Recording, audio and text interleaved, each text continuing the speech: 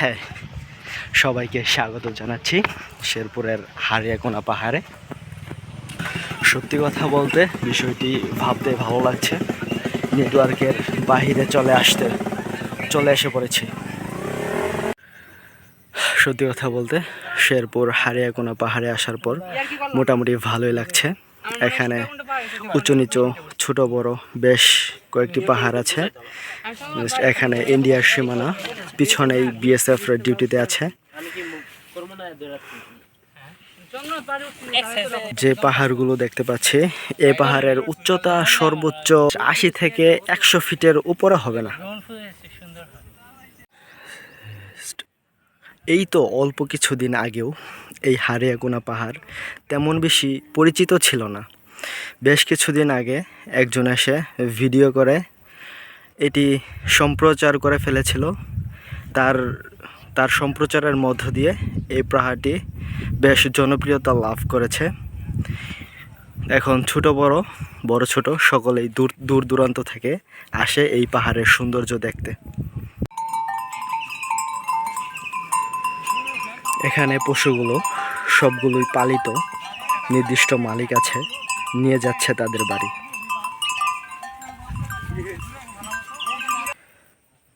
হারিয়াকোনা পাহাড়ের উত্তর পশ্চিম কোণাচে কিছু পথ হাঁটলেই আদিবাসীদের চাষ করা কিছু শিমলা আলু গাছ আমাদের চোখে পড়ে।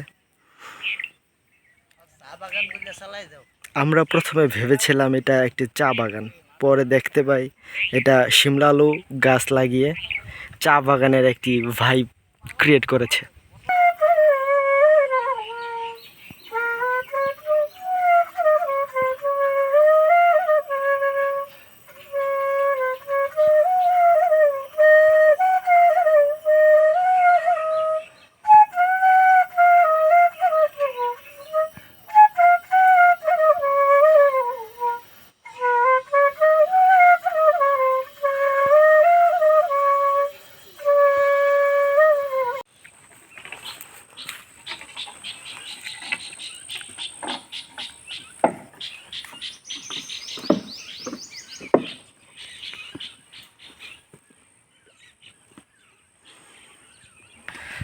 হারিয়াকোনা পাহাড়ের বেশ কিছু নটকল খাইতে বেশ সুস্বাদু, কিন্তু একটু টক না ফাহিম? বাকি নাই তো। হ্যাঁ, কাঁচা কমপক্ষে এক মাস খেতে যাব, একটু টক। তাও রোদ তো ভালো লাগতেছে না। 1 মাস গেলে বেশ সুস্বাদু হবে। 20 দিন ঝর্ণা তবে এখানে এসে পাহাড়ি ডাব খুব ভালো লাগছে। পাহাড়ি ডাব, নটকল, আর কি খেলাম, লেবু। হ্যাঁ, এই সবই তো জাম্বুরা। হ্যাঁ, জাম্বুরা। সুস্বাদু খাবারগুলা।